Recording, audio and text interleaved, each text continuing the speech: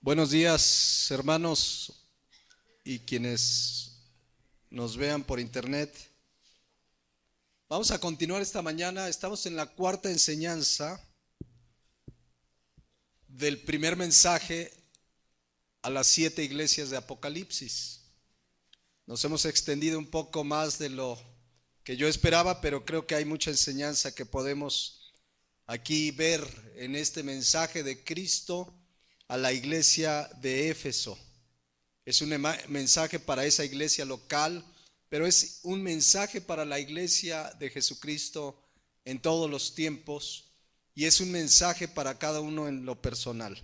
Vamos a leer el texto para estar en el contexto y tenerlo presente. Apocalipsis 2:1 dice: escribe al ángel de la iglesia en Éfeso, el que tiene las 7 estrellas en su diestra, el que anda en medio de los 7 candeleros de oro, dice esto: yo conozco tus obras y tu arduo trabajo y paciencia, y que no puedes soportar a los malos, y has probado a los que se dicen ser apóstoles y no lo son, y los has hallado mentiroso, y has sufrido y has tenido paciencia y has trabajado arduamente por amor de mi nombre, y no has desmayado. Pero tengo contra ti que has dejado tu primer amor. Recuerda por tanto de dónde has caído, y arrepiéntete y haz las primeras obras, pues si no, vendré pronto a ti y quitaré tu candelero de su lugar si no te hubieres arrepentido. Pero tienes esto, que aborreces las obras de los nicolaítas, las cuales yo también aborrezco. El que tiene oído, oiga lo que el Espíritu dice a las iglesias. Al que venciere le daré de comer del árbol de la vida, el cual está en medio del paraíso de Dios. Ya vimos Apocalipsis 2:1 que la palabra de Dios dice: escribe al ángel de la iglesia en Éfeso, el que tiene las 7 estrellas en su diestra, el que anda en medio de los 7 candeleros, dice esto. Ya vimos que el ángel es el enviado, el mensajero, el pastor, el ángel de la iglesia. Vimos que las 7 estrellas son los 7 ángeles, por lo tanto los 7 pastores. Y vimos que los 7 candeleros son las 7 iglesias. Y lo dice Apocalipsis 1:20, un capítulo antes, dice así: el misterio de las 7 estrellas que has visto en mi diestra y de los 7 candeleros de oro. Las 7 estrellas son los ángeles de las 7 iglesias. Y los 7 candeleros que has visto son ¿qué? Las 7 iglesias. Por eso en Apocalipsis 2:1, cuando dice la palabra de Dios que Él tiene las 7 estrellas en su diestra, significa que los pastores estamos bajo su autoridad, bajo su dirección. Él es el dueño, Él es el que marca la línea de lo que se hace y se debe de hacer en su iglesia. Él es el dueño, y lo que se hace en la iglesia local no está sujeto a una democracia. Él dice lo que se hace, es su iglesia, ya está en su palabra. Y también cuando dice que Él anda en medio de los 7 candeleros, significa que Él supervisa, cuida, vigila su iglesia. Él anda en medio de su iglesia, alrededor, cuidando, viendo. Por eso dice el capítulo 2, yo conozco tus obras. El versículo 2, yo conozco tus obras. Ya estudiamos que significa que Él todo lo sabe. Hasta lo que no hemos hablado, Él ya sabe. Él sabe lo pasado, lo presente y lo futuro. Es su omnisciencia. Y lo primero que le reconoce a esta iglesia, pues, es su arduo trabajo. Una iglesia que trabajaba en la obra del Señor hasta el cansancio, hasta fatigarse.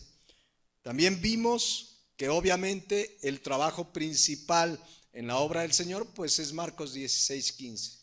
Ir y predicar el evangelio. Esta iglesia trabajaba arduamente. Cuando decimos esta iglesia, no es que salían todos juntos a predicar y vámonos a predicar por acá y vámonos por allá, sino que cada uno como parte de la iglesia cumplía su ministerio de ir y llevar el evangelio. Pero también vimos que a esta iglesia le reconoce ahí mismo en el capítulo 2 su paciencia, y paciencia significa resistencia, aguante, alegre en medio de la persecución, en medio de la dificultad. Y también le reconoce que no podían soportar a los malos. Y estudiamos que en ese contexto se refiere, cuando dice que no puede soportar a los malos, que no toleraban el pecado en la iglesia. Cuando alguien pecaba se le llamaba al arrepentimiento una otra vez, pero si no se arrepentía, pues estudiamos, se debe aplicar la disciplina. No se debe tolerar el pecado en la iglesia. Ahí mismo le reconoce en el versículo 2 que había probado a los que se dicen ser apóstoles y no lo son, y los has hallado mentiroso. Ahí estudiamos que era una iglesia que tenía discernimiento. Sabía distinguir por el conocimiento de la palabra de Dios, sabía distinguir quién es un verdadero ministro del Señor y quién no lo es. Y en el versículo 3, les enfatiza y les dice así: y has sufrido y has tenido paciencia y has trabajado arduamente por amor de mi nombre y no has desmayado. Vimos 4 cosas que le reconoce y que enfatiza a Jesucristo. La primera es que habían sufrido, la segunda es que habían tenido paciencia, la tercera es que habían trabajado arduamente y además no habían desmayado. Vimos pues que habían sufrido y explicábamos que a la luz de la Biblia el cristiano sufre por causa de Cristo. Eso sucede sí o sí en los verdaderos cristianos. Este mundo entero, dice 1 Juan 5:19, está bajo el maligno. Y dice 2 Timoteo 3:12 que también todos los que quieren vivir piadosamente, la palabra piadoso significa vivir cerca de Dios, en obediencia a su palabra, en rendición a su palabra y a sus mandamientos. El que quiere vivir de acuerdo a la palabra de Dios, ¿qué va a pasar? Padecerá persecución. Dice que todos los que quieren vivir piadosamente. En las iglesias hay de todo. Los que quieren vivir piadosamente y supuestos cristianos que nada más simplemente toman la iglesia como una religión, pero no quieren vivir de acuerdo a la palabra de Dios. El que ama a Jesucristo guarda sus mandamientos, dice Juan 14:15. Entonces la palabra de Dios dice que todos los que quieren vivir piadosamente van a padecer persecución. Y en Apocalipsis 2:3 dice pues, y has sufrido, y en medio del sufrimiento habían tenido ¿qué? Paciencia. ¿Y qué es la paciencia? Aguante alegre, resistencia. No es ya ni modo, ¿por qué me persiguen? ¿Por qué me rechazan por causa de Cristo? No, es una resistencia, un aguante alegre. La habían tenido esa paciencia y les vuelve a enfatizar que habían trabajado arduamente hasta el cansancio, hasta fatigarse, y todo esto era movido ¿por qué? Por amor a su nombre. Y hasta también dice que no habían desmayado. Les decía yo hace 8 días, el motivo correcto para servir al Señor, para vivir la vida cristiana, para compartir de Él, para servir a la obra de Jesucristo, es el amor a Jesucristo. Lo que nos debe mover, el motivo más sublime que nos debe y nos puede mover es el amor a Jesucristo. Él, que dice la palabra de Dios, que Dios nos amó de tal manera que nos dio a su Hijo, y nosotros correspondemos porque le amamos, porque Él nos amó primero. Entonces lo que nos debe mover es el amor a Cristo. Entonces reflexionemos cada uno delante de Dios, ¿qué nos mueve a servirle a Él? Quizás la primera pregunta es, ¿le sirves? Por ahí podríamos empezar. Finalmente nos saltamos al versículo 6, porque en el 4 y 5 hay un duro reproche que hoy vamos a comenzar a ver. Pero nos saltamos al 6 porque le reconoce, dice, pero tienes esto, que aborreces, ¿qué? Las obras de los nicolaítas, las cuales yo también aborrezco. Veíamos hace 8 días que, en resumen, las obras de los nicolaítas son enseñanzas heréticas, por supuesto, que llevan al cristiano a minimizar o despreciar la santidad de Dios y a confundirse con el mundo y a practicar las cosas paganas que el mundo practica. Eso era el elemento que identificaba a los nicolaítas. Se decían cristianos, pero decían que como somos salvos por gracia podíamos pecar. Y entonces decían los nicolaítas, o esta doctrina, porque se volvió doctrina, que pues no pasa nada, eres salvo, estás bajo la gracia, puedes cometer inmoralidad y no pasa nada, podemos participar de las prácticas paganas y no pasa nada, podemos amistarnos con el mundo y no pasa nada, y eso es contrario a la palabra de Dios. Los nicolaítas, hace 8 días, y me hizo la observación nuestro hermano Carlos, que yo hablaba de que los nicolaítas tenían en sus dogmas el que como somos espíritu y cuerpo, y que Dios es espíritu, podíamos adorar a Dios en espíritu, pero con mi cuerpo puedo hacer lo que quiera. Y efectivamente, pues sí, me puse a revisar, y ese grupo que pensaba así se llamaban los gnósticos, no los nicolaítas. Finalmente ambos, nicolaítas y gnósticos, en resumen decían, puedes pecar y no pasa nada. No pasa nada. Los nicolaítas dicen, es que eres salvo por gracia. Los gnósticos decían, bueno, es que eres espíritu y cuerpo, y el cuerpo se va a morir, se lo van a comer los gusanos. No importa lo que hagas con tu cuerpo. Pero ambas doctrinas, tanto la nicolaíta como los gnósticos, pues llevaban a los cristianos o pseudo cristianos a decir, pues ahí está, puedo hacer lo que quiera y no pasa nada. No pasa absolutamente nada. Y Pablo combate esas doctrinas cuando dice en Romanos 6, 1 y 2, claramente a los que creían que como estoy bajo la gracia puedo hacer lo que quiera. Dice Romanos 6, 1 y 2, ¿qué pues perseveraremos en el pecado? ¿Qué pues diremos? ¿Perseveraremos en el pecado para que la gracia abunde? ¿Seguiremos pecando porque la gracia es grandiosa? ¿Cuál es la respuesta? En ninguna manera, porque los que hemos muerto al pecado, ¿cómo viviremos aún en él? ¿No? Entonces se combate con toda claridad esa doctrina que sigue teniendo mucho éxito en nuestros días. La palabra de Dios dice con toda claridad, leíamos 1 Tesalonicenses 5:23, hablando de que Cristo vendrá por nosotros, dice, y el mismo Dios de paz os santifique por completo. ¿Os santifique qué? Por completo. Y todo vuestro ser, espíritu, alma y cuerpo sea guardado como irreprensible, que no haya nada de lo que se nos pueda reprender, sea guardado irreprensible. ¿Para cuándo? Para la venida de nuestro Señor Jesucristo. Y 1 Corintios 6:20, también Pablo, combatiendo principalmente las doctrinas gnósticas y nicolaítas, dice, porque habéis sido comprados por precio. ¿Qué debemos hacer? Glorificar a Dios. ¿En dónde? En nuestro cuerpo y en nuestro espíritu, los cuales son de Dios, no nos pertenecen. Han oído hablar ahora que está todos estos asuntos del aborto y demás, que las mujeres dicen, es mi cuerpo y puedo hacer lo que quiera con él.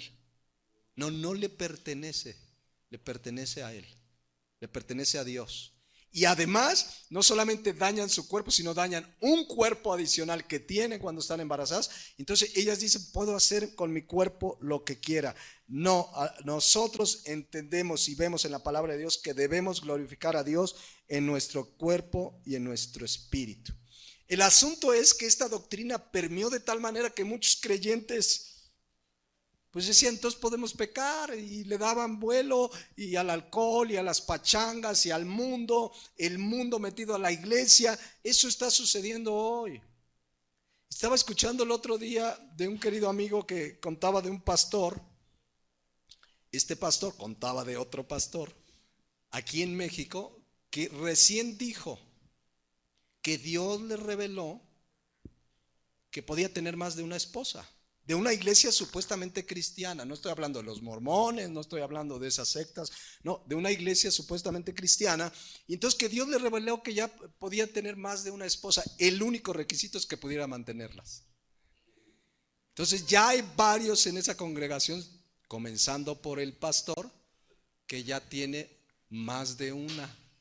Está a la luz de la Biblia en adulterio y en fornicación. Es la doctrina nicolaíta que permea en la iglesia.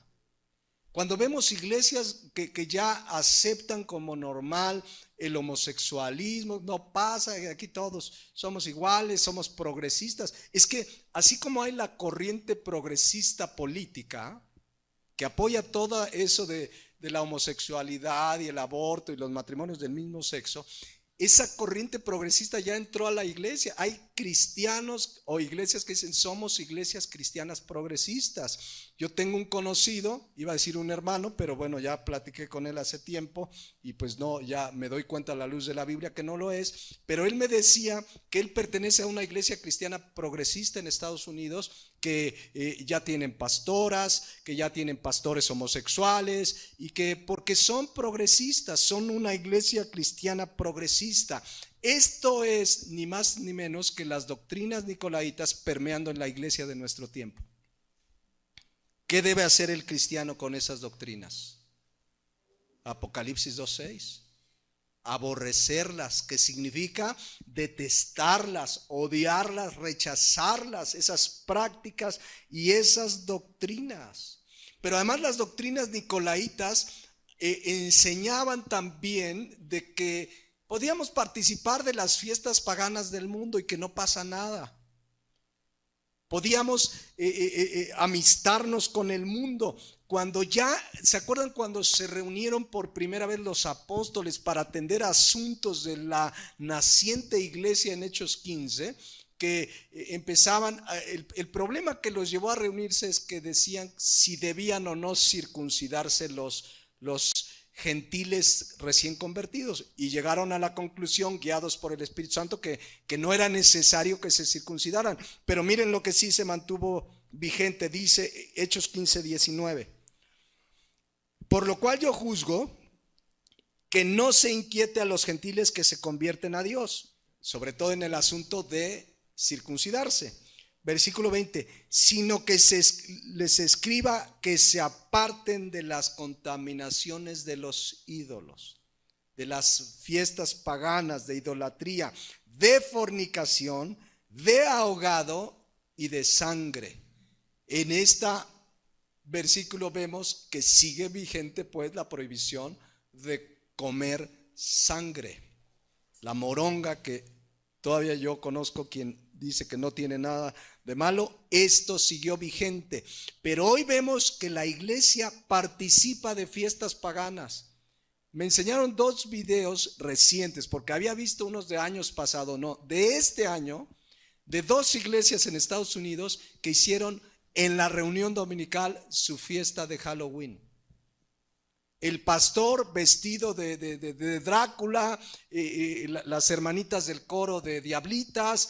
De verdad, están los videos en YouTube y uno ahorita se ríen, pero y son iglesias que se dicen cristianas. Es la doctrina nicolaíta y entonces dicen, no, es que lo hacemos para que venga la gente del mundo y entonces aquí les compartimos el evangelio. Ya hemos estudiado que esa es la filosofía maquiavélica, que dice que el fin justifica los medios. O sea, con tal de que la gente escuche de Cristo, si tengo que volverme homosexual, me voy a volver homosexual porque el fin justifica los medios. De ese grado están siendo estas doctrinas que están permeando en la iglesia cristiana.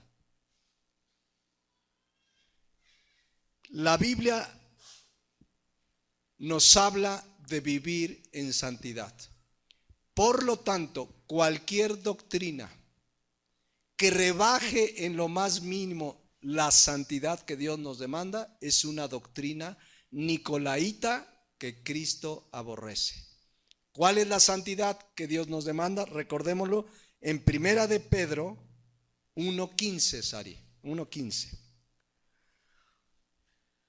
y 16. Dice, sí, no, como aquel que nos llamó a ser, no, como aquel que nos llamó es santo, sed también vosotros santos, ¿en qué?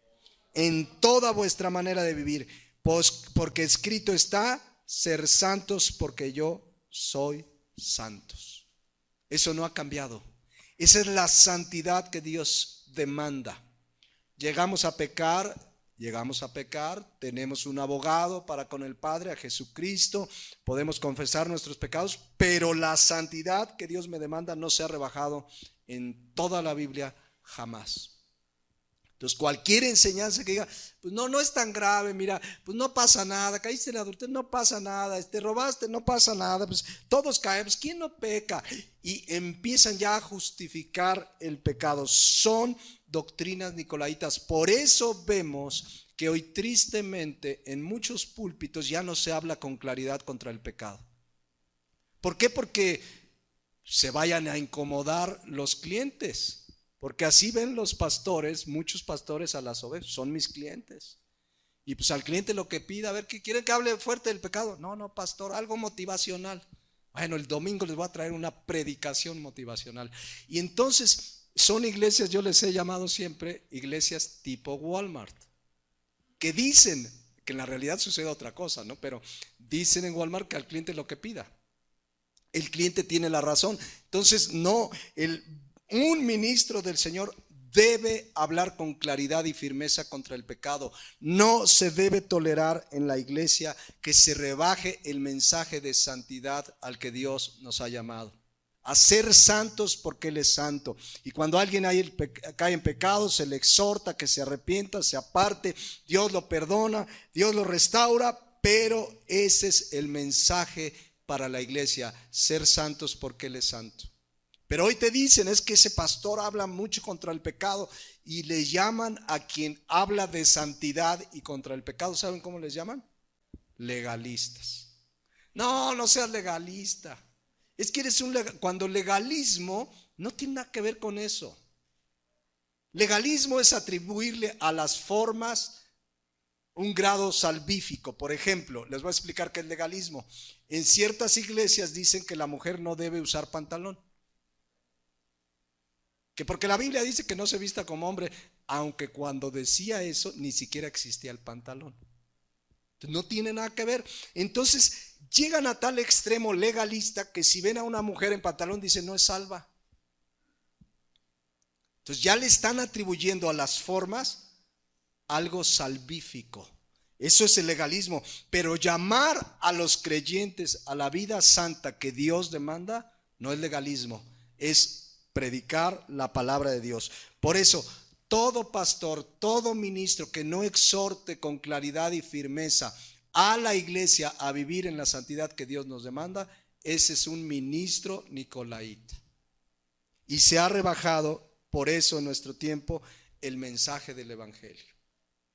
Ya poquito se habla del pecado así veladito, pero mejor les dicen: Dios te quiere prosperar, Dios te quiere hacer rico, Dios te va a dar la casa de tus sueños, y los tienen bien entretenidos en la predicación. Y cuando les llaman a vivir en santidad, cuando les recuerdan que Cristo pagó por nuestros pecados para que nosotros siguiéramos en nuestros pecados, no, para que ya el pecado no se enseñoree de nosotros, dice la palabra de Dios en Romanos. Entonces yo les ponía como ejemplo que de verdad es que es increíble los debates, las discusiones de cristianos que defienden que no hay problema de tomar alcohol. ¿Y cuál es su superargumento de los que les gusta el alcohol? Que Jesús convirtió el agua en vino.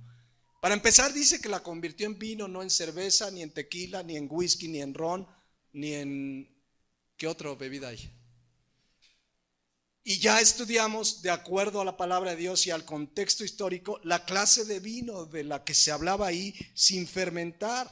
Pero vean la carnalidad y cómo han rebajado la santidad, y te debaten y te defienden a capa y espada que no hay problema. Les gusta pues seguir en su pecado. La Biblia dice con claridad en 1 Juan 3:8 que el que practica el pecado es del diablo. Entonces, ¿qué debe hacer un cristiano ante cualquier enseñanza, doctrina o conducta de pecado? Apocalipsis 2:6, aborrecerla.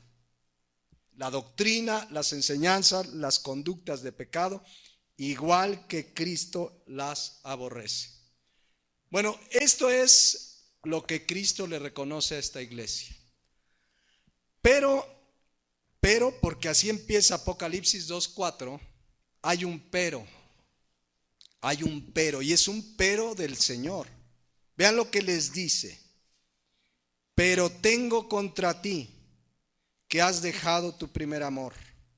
Recuerda por tanto de dónde has caído y arrepiéntete y haz las primeras obras, pues si no vendré pronto a ti y quitaré tu candelero de su lugar si no te hubieres ¿qué? Arrepentido. Apocalipsis 2:4. Vean qué fuerte empieza aquí el Señor Jesús con esta reprensión, porque les dice: pero tengo contra ti. Es Cristo diciéndole al pastor, diciéndole a su iglesia, a los creyentes: tengo contra ti. Hay una grave falta que has cometido. Cuando la expresión tengo contra ti está hablando que lo que hizo esta iglesia era grave. Y miren que era una iglesia trabajadora, paciente, no había desmayado. Pero aquí le dice: tengo contra ti. Hay un duro reproche de Cristo a esta iglesia de Éfeso. ¿Qué es lo que él tenía contra esa iglesia? Que puede ser lo que tiene contra ti o contra mí esta mañana, o contra ti que nos escuchas en el internet. ¿Qué es lo que tenía contra ellos? Que habían ¿qué? Dejado. Nadie se los quitó. Habían dejado su primer amor. No dice que habían dejado su amor. Era una iglesia que amaba a Cristo. Lo vimos en el versículo 3. ¿Por qué trabajaban arduamente?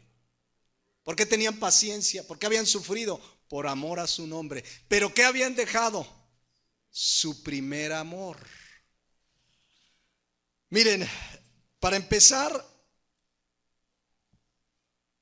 quiero que vean el gran peligro en el que podemos caer como iglesia, como cristiano.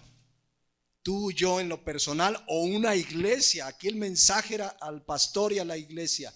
El gran peligro es dejar el primer amor.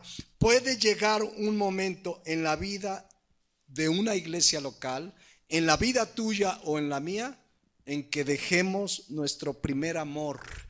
Y una manera de identificar cuando alguien ha dejado su primer amor es cuando, a pesar de hacer muchas cosas para el Señor, las hace ya más por costumbre, por rutina. Pues hay que ir a la iglesia, pues hay que ir. Vamos a compartir, como pastor, yo pues hay que predicar, pues me paro, pues hay que predicar, y comienza uno a hacerlo. Sí, porque ama uno a Dios, sí, porque uno ama al Señor, pero ya no es el primer amor. Quiero y oro que el Espíritu Santo nos los deje muy claro, porque miren, la palabra dejado, porque yo insisto, nadie les quitó su primer amor, ellos lo habían dejado. La palabra dejado es una palabra griega, afiemi, que se debe traducir como abandonar, dejar, entregar, remitir voluntaria y conscientemente algo. O sea, voluntariamente habían dejado ya su primer amor. De una manera abandonaron, dejaron, consintieron, entregaron voluntariamente ¿qué? Su primer amor. Habían dejado atrás su primer amor por Cristo, su primer amor a Dios, comenzando por el ángel de la iglesia. ¿Y quién es el ángel? El pastor.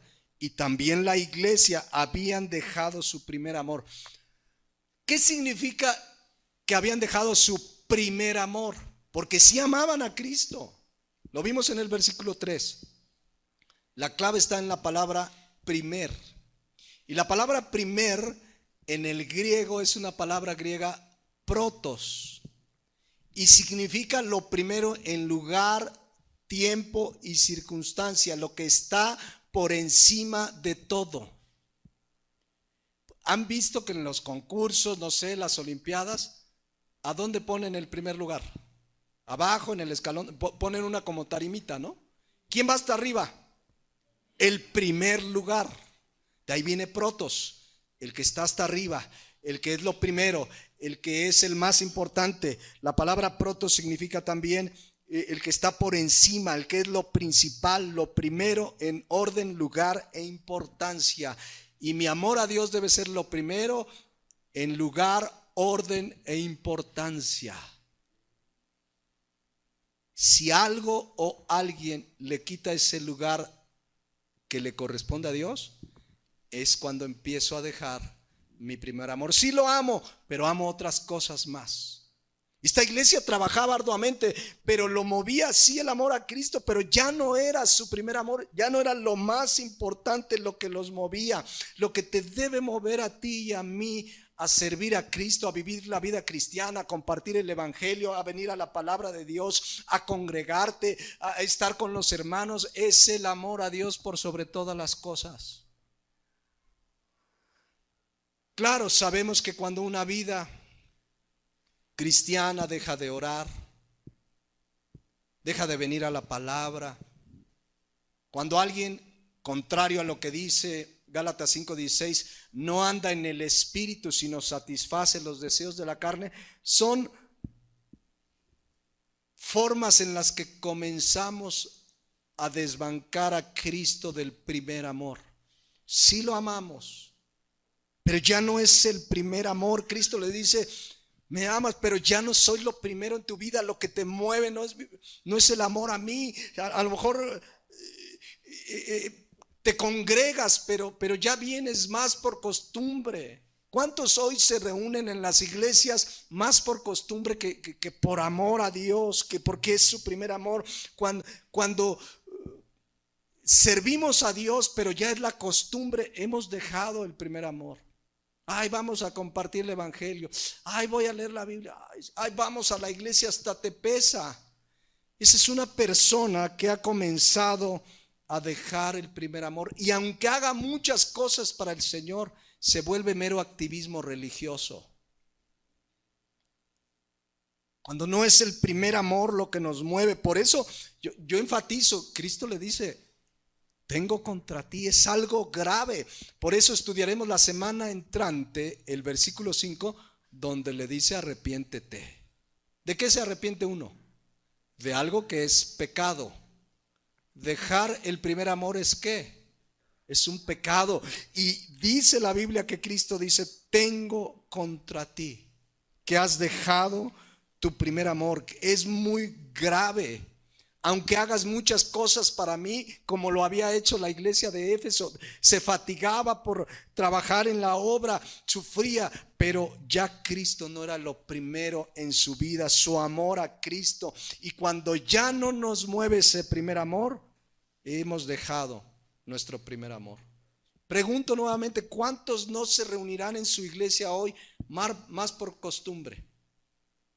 Pues es domingo de 10:30 a 12:30. Bueno, yo llego a las 11, dicen unos, ¿no? Pero hay que ir, en la mañana, ay, voy a leer un salmito, sí. Y el martes hay un estudio, no, pues, ay, no voy, estoy cansado. Y ya no hay ese primer amor. ¿Cómo es el primer amor? Te emocionaba estar, congregarte. Miren lo que dice el Salmo 122:1, que ya hemos estudiado alguna vez. Vean lo que dice, porque si no está sucediendo en nuestra vida lo que dice aquí, hemos dejado nuestro primer amor. Dice el salmista: yo me alegré con los que me decían: a la casa de Jehová iremos. Hoy podríamos decir: yo me alegré con los que dijeron: vamos hoy domingo a la iglesia a adorar a Dios. La palabra alegrarse, que se utiliza ahí en el hebreo samach, significa estar alegre, gozoso, contento, pero fíjense lo que significa también iluminar, que se te ilumina el rostro de emoción por ir a la casa del Señor. Honestamente, a mí no me contesten. Dios conoce Él conoce tus obras y mis obras, pero reflexionemos. Hoy venías emocionado, se te iluminó el rostro de decir, vamos a la casa del Señor. Hijos, vamos a la casa del Señor. Un día me encontré una persona de una iglesia, no importa de dónde, pero hijos, vamos a la iglesia y después al cine, ¿cómo ves? Está bien, papá, pero sí vamos a ir al cine, sí. Y les emocionaba más lo de la ida al cine. O sea, lo de la iglesia es, si vas a la iglesia, al cine. Hay gente que va al cine o a comprar algo en el Buen Fin, pero se les ilumina el rostro, está al 50% más 18 meses sin intereses, más 4 meses de bonificación y monedero electrónico, y se les ilumina el rostro. Y cuando te dicen vamos a la iglesia, reflexionemos, mis hermanos, reflexionemos. Nos alegra, se te ilumina el rostro cuando te vas a encontrar con el Señor en la mañana en oración a leer su palabra. Cuando te dicen vamos a la iglesia, o ya es una costumbre. Si ya no hay esa alegría que se te ilumina el rostro, hemos dejado nuestro primer amor. A lo mejor alguno dice, ay, ojalá hoy domingo no se alargue el pastor, porque como está el Buen Fin y quiero ir a ver las ofertas. Y están aquí, pero no están aquí. Les emocionan otras cosas. A algunos ya les anda porque termine la reunión. Yo no sé si sucede aquí, pero termina la reunión, estamos terminando la última alabanza y yo me salgo a ver si los saludo y de repente se me fueron, salieron. Cuando dice el Salmo 133:1 que es bueno y delicioso habitar los hermanos juntos en armonía, algunos dicen, no, yo ya me voy, y como que no les emociona, ya no es la emoción. Algunos recuerda cuando se convirtió, esa emoción. Yo quería ir y por la gracia de Dios me gusta y quiero seguir haciéndolo, pero yo me acuerdo, ya esperaba el domingo, el jueves teníamos un estudio, ya quiero ir a aprender más, y me compré una Biblia con mi primer salario y la llevaba yo trabajaba en el banco, una bibliota, una Thompson, ahí la tengo todavía, la Biblia permanece, y la llevaba y era una emoción decirle a la gente, Cristo me salvó. Ese es el primer amor. Eso no tiene que dejarse nunca, aunque tengas 5 años en Cristo, 20 años en Cristo, 30 años en Cristo. Debemos tener cuidado de no dejar nuestro primer amor. Y claro que nuestro primer amor a Dios se refleja en el amor a los hermanos. La Biblia dice en 1 Juan 4:20, en la segunda parte, que el que no ama, fíjense lo que dice, el que no ama a su hermano a quien ha visto, ¿cómo puede amar a Dios a quien no ha visto? Si no amas aquí a tus hermanos, somos una congregación pequeña, digamos, es que hay miles, hay muchos que ni veo, pequeña, donde puedes saludarte, conocerte, hermano, ¿cómo estás? Su salud, se le ofrece algo, no había venido. El amor, porque el amor se demuestra. El amor no solamente decir te amo y yo te amo en el amor del Señor. Había un corito que decía yo te amo en el amor del Señor, pero el amor se demuestra. ¿Cómo nos mostró su amor Dios? Juan 3:16, de tal manera amó Dios al mundo que ha dado a su Hijo unigénito. El amor es entrega.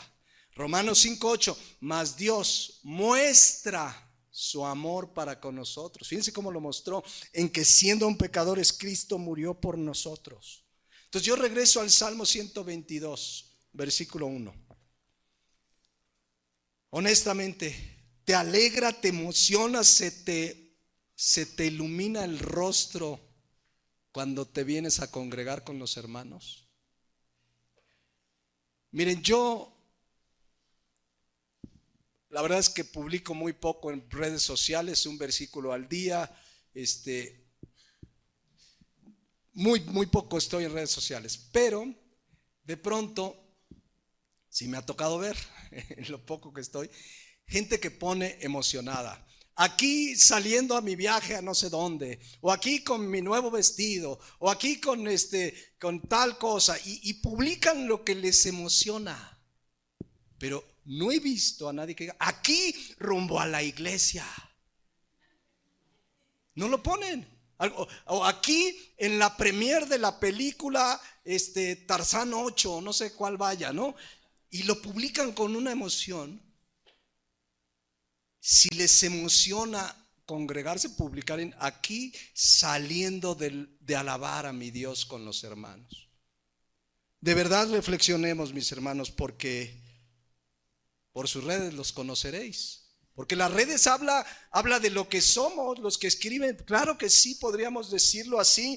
Entonces, Cristo le dice a esta iglesia, has dejado tu primer amor, esa emoción, esa ternura, el encontrarnos cada mañana, saber que comienza el día y nos encontramos con Él y oramos y venimos a la palabra de Dios. Miren, el ejemplo más claro para tratar de explicar lo que es el primer amor, guardando las proporciones, es el del matrimonio. ¿Cuántos aquí están casados? A ver, es para los dos, pero por ejemplo, mujeres, ¿se acuerdan cuando tu ahora esposo te cortejaba? No, hombre, te mandaba cartas, te daba flores, un papelito, te abría la puerta. Yo a mi esposa, ¿saben qué le mandaba a Gaby? No había WhatsApp, ni Facebook, bueno, sí había teléfonos, pero le mandaba faxes. Yo creo que los niños de hoy ya ni saben qué es el fax. El fax, que metías una hoja y le llegaba otra hoja allá de papel térmico, químico. Le mandaba faxes. Le pedía permiso a mi jefe. Oye, voy a mandar un fax. No, sí. No, de verdad. Porque pero era el primer amor, la luna de miel. La luna de miel. Digo, la mayoría de los que cuentan de su luna de miel hablan hermoso y fuimos a donde hayan ido, pero era ese primer amor. Pero hoy, ¿cuántos matrimonios ya la relación es rutinaria? Ya no se dicen te amo, ya no se muestran el amor. Una vez estaba yo con un matrimonio y le preguntaba al varón, ¿cuándo fue la última vez que le dijo, esposa, te amo?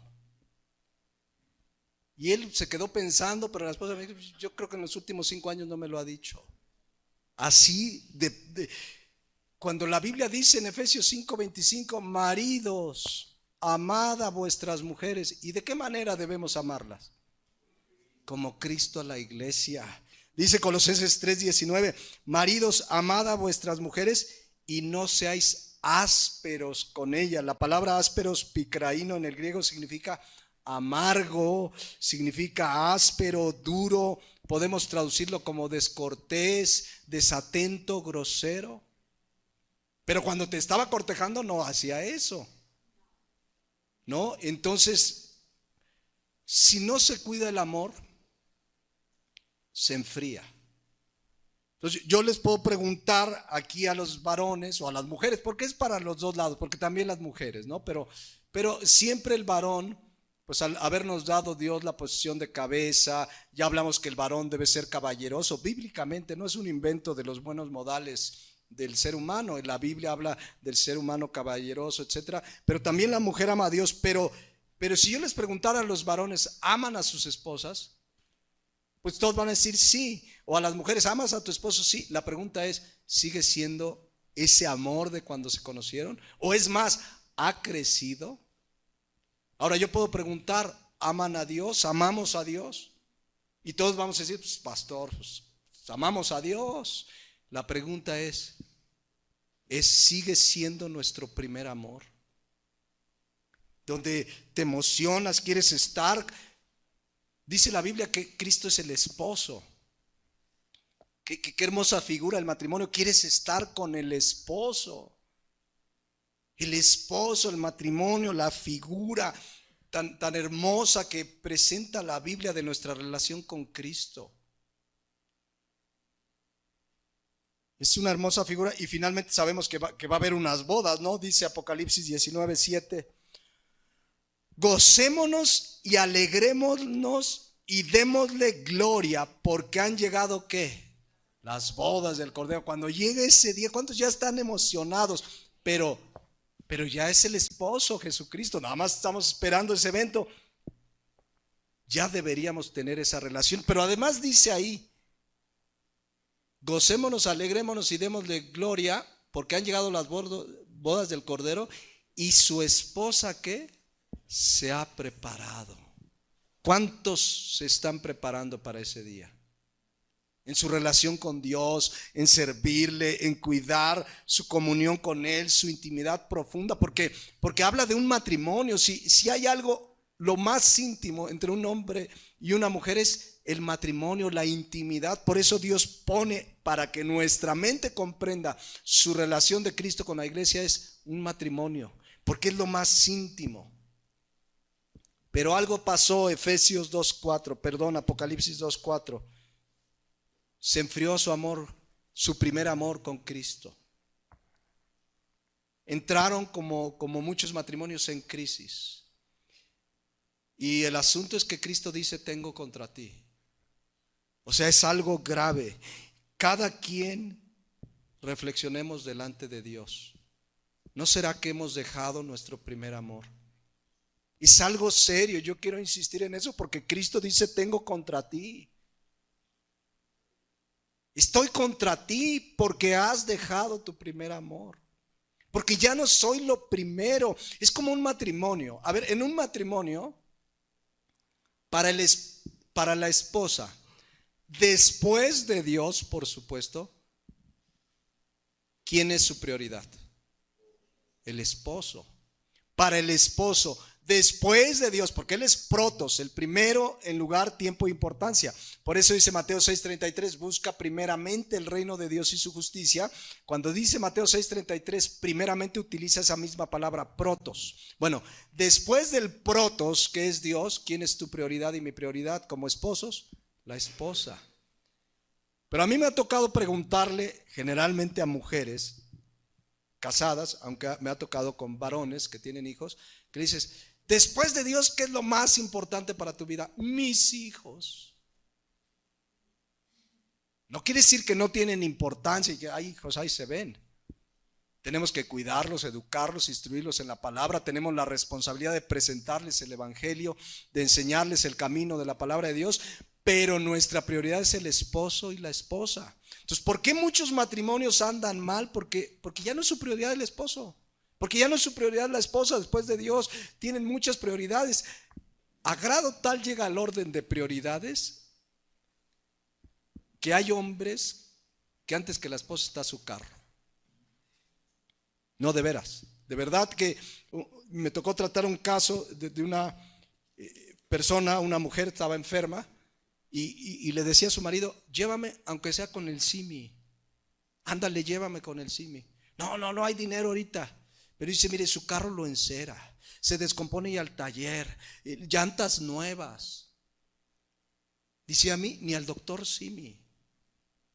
O sea, refleja pues que no es su prioridad el esposo, la esposa, ya no son prioridad. Por eso esos matrimonios se enfrían. Por eso cuando se van los hijos, muchos matrimonios, pues algunos siguen porque ya no queda de otra.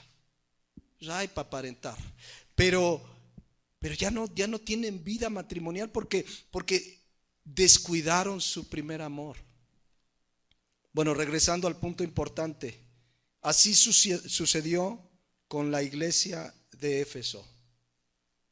Cristo les dice: tengo contra ti que has dejado tu primer amor. En 8 días, porque quiero concluir leyéndoles algo aquí, pero en 8 días vamos a ver qué es lo que Dios dice al respecto. Porque si no se arrepienten, dice el versículo 5, Él va a quitar su candelero de su lugar, y lo vamos a estudiar en 8 días. Pero esta iglesia, algo pasó en el transcurso de esos 40 años, porque les decía hace 8 días que esa iglesia se fundó 40 años aproximadamente antes, ya habían dejado su primer amor. Todavía cuando les escribe Pablo la carta a los de Éfeso, fíjense lo que les dice en Efesios 1:15. Porque Pablo seguía oyendo todavía a estas alturas, ya Jesucristo ya no le tocó esto, porque les dice que había dejado su primer amor, pero cuando Pablo les escribe la carta dice, fíjense lo que dice: por esta causa, también yo, habiendo, ¿qué dice? Oído. ¿Qué oía Pablo porque ya Pablo ya no estaba ahí? Dice, habiendo oído, ¿qué seguía oyendo de la iglesia de Éfeso? Su fe en el Señor Jesús y vuestro amor para con todos los santos. Seguía oyendo de su amor para con todos los santos. Y ya vimos 1 Juan 4:20. El que no ama a su hermano, a quien ha visto, ¿cómo puede amar a Dios a quien no ha visto? Aquí podemos aplicar la regla inversa. Si amas a tu hermano es porque realmente amas a Dios. Porque el que aborrece a su hermano no ha conocido a Dios, dice la palabra. Entonces Pablo les escribe, miren, yo sigo oyendo de su amor. Todavía se oía de su amor, pero ya cuando les escribe Cristo, ya habían dejado su primer amor. Algo sabía Pablo, porque en Efesios 3:16 ora, fíjense lo que ora, la importancia del amor a Cristo, del amor a Dios por sobre todas las cosas, porque ese amor con que nos amó es un amor grandioso, maravilloso. Fíjense la oración de Pablo, Efesios 3:16, para que os dé, conforme a las riquezas de su gloria, el ser fortalecidos con poder en el hombre interior por su espíritu. Versículo 18, para que Cristo habite por la fe en vuestros corazones, a fin de que arraigados, ¿y qué dice? Cimentados en amor. Y vean el versículo 18, seáis plenamente capaces de comprender con todos los santos cuál sea la anchura, la longitud, la profundidad y la altura. Y versículo 19, vean de qué: y de conocer el amor de Cristo que excede todo conocimiento, para que seáis llenos de toda la plenitud de Dios. El conocer el amor de Cristo, dice aquí la palabra de Dios, que excede todo conocimiento. Cuando alguien conoce el amor de Cristo, es por eso que la Biblia dice que le amamos, porque ¿qué? Nos amó primero. Y entonces puedes verdaderamente amarle con todo tu corazón, con toda tu mente, con todas tus fuerzas. Menos que eso es dejar el primer amor. Cuando empezamos a olvidar cómo nos rescató de una vana manera de vivir, estábamos perdidos, hermanos. Nuestro destino era el infierno, pero Él nos salvó de tal manera que hizo todo para que el evangelio llegara a tu vida y a mi vida. Saben que al pueblo, en 8 días quiero ampliar un poco más, pero saben que al pueblo de Israel le pasó también eso, que dejaron su primer amor. Dios mandó a escribirle lo siguiente a su pueblo en Jeremías capítulo 2. Escuchen. Y es lo mismo que le sucedió a Israel, lo que Cristo les está reprochando, solamente que aquí se extiende y claramente le habla de cosas concretas. Fíjense, Jeremías 2:1. Voy a darle lectura, son varios versículos, pongan atención y meditemos en ellos. Jeremías 2:1 dice: vino a mí palabra de Jehová diciendo. Dios le manda a Jeremías que le diga esto a su pueblo: anda y clama a los oídos de Jerusalén diciendo: así dice Jehová, me he acordado de ti, de la fidelidad de tu juventud, del amor de tu desposorio, cuando andabas en pos de mí en el desierto, en tierra no sembrada. ¿Saben qué le está diciendo Dios? Me acuerdo cómo me eras fiel en tu juventud. O sea, cuando comenzaste la relación, dice, de tu amor en el desposorio, cuando, acuérdense que Cristo siempre ha hablado de su pueblo y de él como el esposo y la esposa. Dice, me acuerdo. Él se acuerda, él le agrada tener esa comunión, ver a su pueblo que le ama, que hay fidelidad. Dice, cuando andabas en pos de mí. ¿Y qué pasó? Versículo 3. Santo era Israel a Jehová. O sea, vivían una vida ¿de qué? De santidad por amor a Dios. Y luego dice, primicias de sus nuevos frutos. Dios era lo primero y lo mejor. Lo primero y lo mejor de su vida, de su día, de su tiempo, de lo que eran, de lo que tenían, de sus posesiones. Lo primero y lo mejor era ¿para quién? Para Dios. Todos los que le devoraban eran culpables. Mal venía sobre ellos, dice Jehová. Oíd palabra de Jehová, casa de Jacob y todas las familias de Israel. Y viene el reproche, escuchen. Así dijo Jehová: qué maldad hallaron en mí vuestros padres, que se alejaron de mí. ¿Te has alejado de Dios? ¿Hay algo malo que Dios nos haya hecho para que no sea el primero en nuestra vida? Vean la expresión de Dios tan clara que dice aquí la palabra de Dios. ¿Qué maldad hallaron en mí vuestros padres, que se alejaron de mí y se fueron a la vanidad y se hicieron vanos?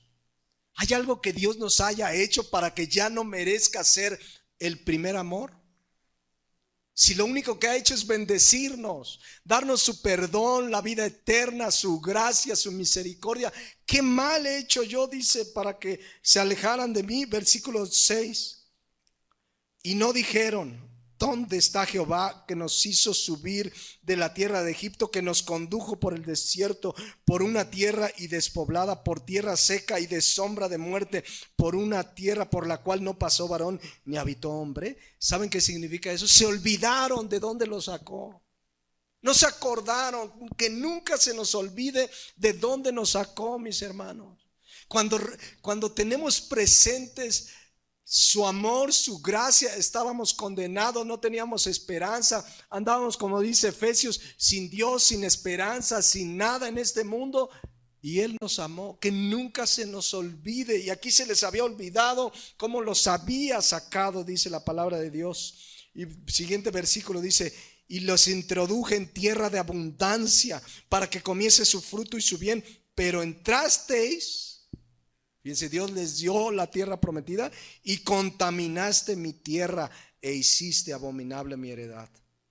Y lo peor de todo es que los que debían exhortarle, que eran los sacerdotes, digamos los pastores de hoy, vean el versículo 8. Los sacerdotes. Ahí está la apostasía, el apartarse de Dios. Los sacerdotes no dijeron: ¿dónde está Jehová? Y los que tenían la ley no me conocieron. Y los pastores se rebelaron contra mí. Los profetas profetizaron en nombre de Baal y anduvieron tras lo que no aprovecha. Y vienen las consecuencias, versículo 9. Por tanto, contenderé contra vosotros. ¿Saben qué significa contenderé contra vosotros? Apocalipsis 2:4. Tengo contra ustedes, contenderé contra vosotros, aún con vosotros, dijo Jehová, y con los hijos de vuestros hijos pleitearé, porque pasad a las costas de Quitim y mirad, y enviad a Cedar y considerad cuidadosamente y ved si se ha hecho cosa semejante a esta. ¿Acaso alguna nación ha cambiado sus dioses, aunque ellos no son dioses? Sin embargo, mi pueblo ha trocado su gloria por lo que no aprovecha. Espantosos cielos sobre esto y horrorizados, desolados en gran manera, dijo Jehová, porque dos males ha hecho mi pueblo. Me dejaron a mí fuente de agua viva y cavaron para sí cisternas rotas que no retienen agua. Es lo mismo que dice Apocalipsis 2:4.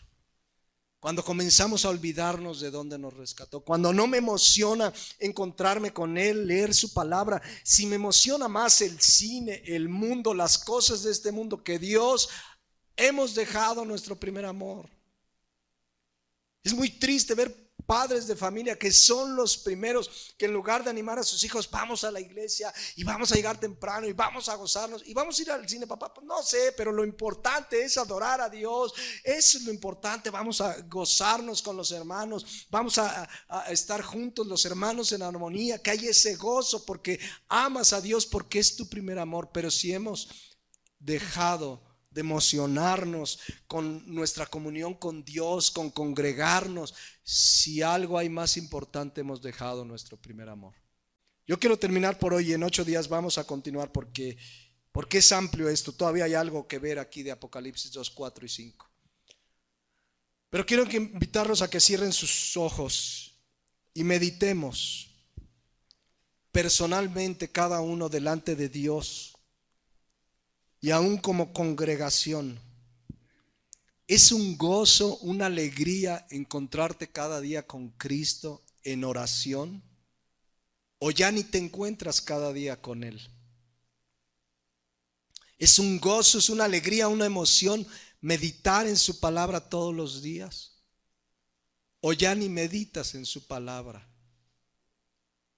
Es un gozo, una emoción, una alegría venir a la casa de Jehová, adorarle con los hermanos juntos en armonía. Te emociona, se te ilumina el rostro. ¿Estás esperando el día domingo para congregarte con los hermanos? ¿O te es pesado venir y hasta ya quieres irte? Y hasta estás pensando, qué bueno que el pastor ya acabó. Meditemos cada uno. ¿No será que Cristo nos está diciendo: tengo contra ti que has dejado tu primer amor? En 8 días veremos las consecuencias si no nos arrepentimos. Pero cada uno meditemos, porque no debe suceder nunca que dejemos el primer amor. Volvamos a poner a Cristo, a nuestro Dios, en el lugar que le corresponde, en el protos, en el primer lugar, en tiempo, importancia. No debe haber nada más importante para el verdadero cristiano que su Dios. Adorarle, servirle, conocerle, hablar de Él, reunirse con los hermanos que son su pueblo, que son su cuerpo. Si eso no es lo más importante, hemos dejado nuestro primer amor. Pongámonos de pie, mis hermanos. Padre, tu palabra es muy clara aquí en Apocalipsis 2:4. Quizás varios de nosotros, quizás esta iglesia, quizás quien nos escucha hoy por internet, hemos dejado nuestro primer amor. Yo oro que tu Santo Espíritu escudriñe nuestro corazón para saber cada uno personalmente si sigue encendido ese primer amor. Si eres el primero en lugar e importancia, Señor, para servirte, que es una emoción hablar de ti a la gente, que es un gozo, una alegría congregarnos, que es un gozo, una alegría venir a tu palabra. Pero si nos da más emoción, gozo y alegría cosas de este mundo, hemos dejado nuestro primer amor. Yo te pido pues que tu Santo Espíritu nos redarguya. Y ya lo veremos en 8 días, Padre, en tu palabra, pero tenemos que comenzar por las primeras obras. Volver a ese tiempo cuando nos convertimos y era una emoción hablar de ti, congregarnos, compartirle a la gente el evangelio, leer tu palabra, cantarte, alabarte, servirte en la iglesia local, servirte fuera llevando el mensaje del evangelio. Padre Celestial, que cada uno de nosotros nos sea mostrado si hemos dejado nuestro primer amor. Y si es así, que haya un arrepentimiento para volver a ese primer amor. Gracias te damos por tu palabra. En el nombre de Jesús. Amén.